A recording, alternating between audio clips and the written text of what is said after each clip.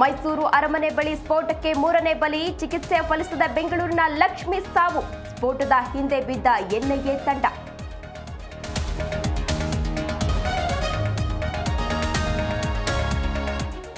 ದೆಹಲಿಯಲ್ಲಿಂದು CWC meeting. ದಿಲ್ಲಿಗೆ ತೆರಳುವ ಮುನ್ನ ಸಚಿವ ಶಾಸಕರ ಜೊತೆ ಚರ್ಚೆ. ಹೈ ಅಂಗಳದಲ್ಲೇ ನಡೆಯುತ್ತಾ ಕುರ್ಚಿ ಚರ್ಚೆ.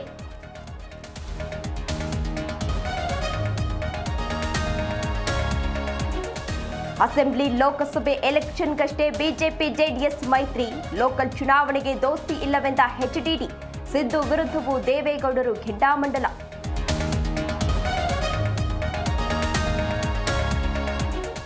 ಭೈರತಿಗೆ ಮಧ್ಯಂತರ ನಿರೀಕ್ಷಣಾ ಜಾಮೀನು. ಬಂಧನವಾದರೆ ತಕ್ಷಣವೇ ಬಿಡುಗಡೆಗೆ ಆದೇಶ.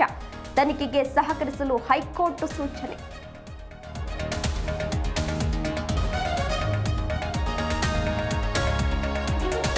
ಶಫಾಲಿ ವರ್ಮಾ ಸಿಡಿಲಬ್ಬರದ ಬ್ಯಾಟಿಂಗ್. 3ನೇ ಟಿ20ಯಲ್ಲೂ ಲಂಕಾ ಎದುರು ಸುಲಭ ಜಯಪೇರಿ. ಭಾರತ ಮಹಿಳೆಯರಿಗೆ ಒಲಿದ ಸರಣಿ.